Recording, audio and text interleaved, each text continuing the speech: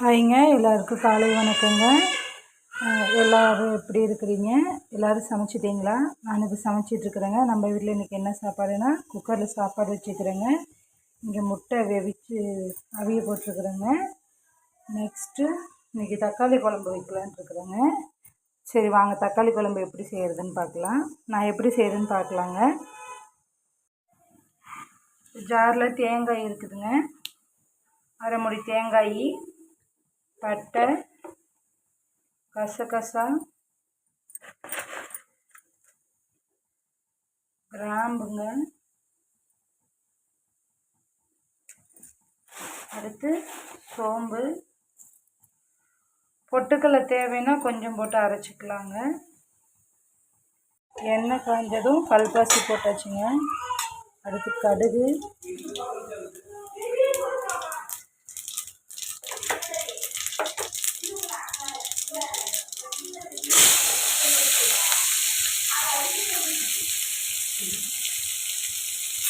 வெங்காயம், கருவேப்பிலை போட்டுக்கிறேங்க.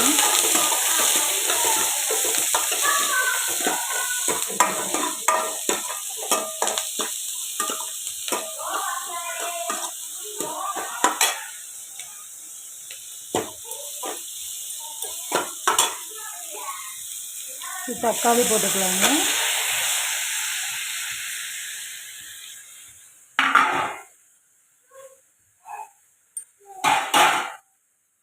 தக்காளி நல்லா வதங்கட்டுங்க. தீ வச்சிட்ருக்குறேங்க. மஞ்சத்தூள் போட்டு நல்லா தக்காளி வதங்கட்டுங்க.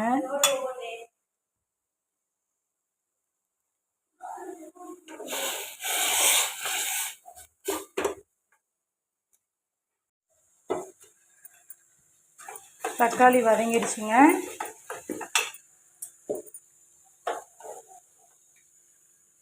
நம்ம கூட இதில் கொத்தமல்லி பொடி போடலாங்க.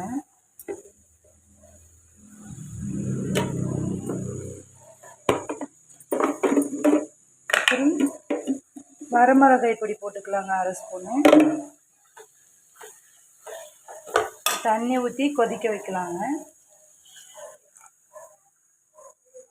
வாங்க ஃப்ரெண்ட்ஸ், டீ ரெடி ஆயிடுச்சு. நீங்களும் குடிக்கலாம். டீ குடிச்சிட்ருக்கேங்க. சரி, குழம்பு கொதிக்கட்டுங்க, அப்புறம் பார்க்கலாம். தக்காளி நல்லா கொதிச்சிட்ருக்குதுங்க.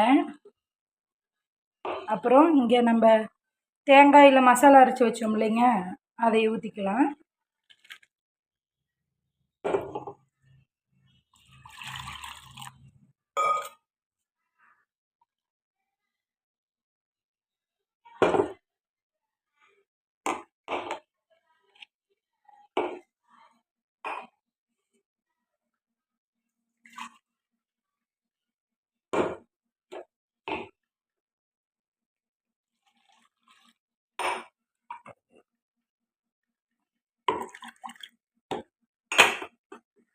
அரை கழுவி தண்ணி ஊற்றிக்கலாங்க.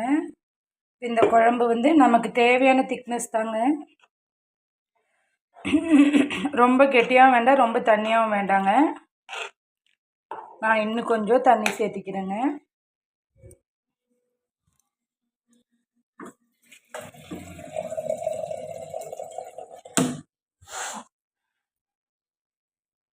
இன்னும் கொஞ்சம் தண்ணி சேர்த்திக்கிட்டேங்க. அப்போ தான் கொதித்து வரும்போது கரெக்டாக இருக்குங்க. ரொம்ப கெட்டியாக இருந்தாலும் நல்லா இருக்காதுங்க.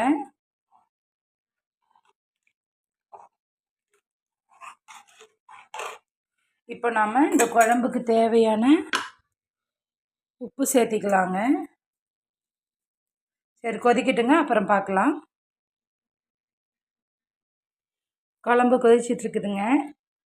இது நம்ம செடியில் காய்ச்ச பச்சை மிளகாய்ங்க. சஞ்சனா தான் பறிச்சிட்டு வந்து போடுங்கம்மா போடுங்கம்மான்னு சொன்னேன். இதையும் போட்டுக்கலாங்க. தாளிக்கும் போது போட வேண்டாம், இப்படி கொதிக்கும் போது போட்டுக்குங்க. அதனோட ஃப்ளேவர் வந்து தனியாக தெரியும். அப்புறம் குழம்பு மிளகாய் தூள் இருந்துச்சுன்னா ஒரு சின்ன ஸ்பூனில் ஒரு ஸ்பூன் போட்டுக்குங்க. அவ்வளோதாங்க. இந்த குழம்பு நமக்கு தேவையான அளவு வந்துருச்சுன்னா நம்ம நிறுத்திக்கலாம். இந்த குழம்பு வந்து இட்லிக்கும் நல்லா இருக்குங்க, சாப்பாட்டுக்கும் நல்லாயிருக்கும்.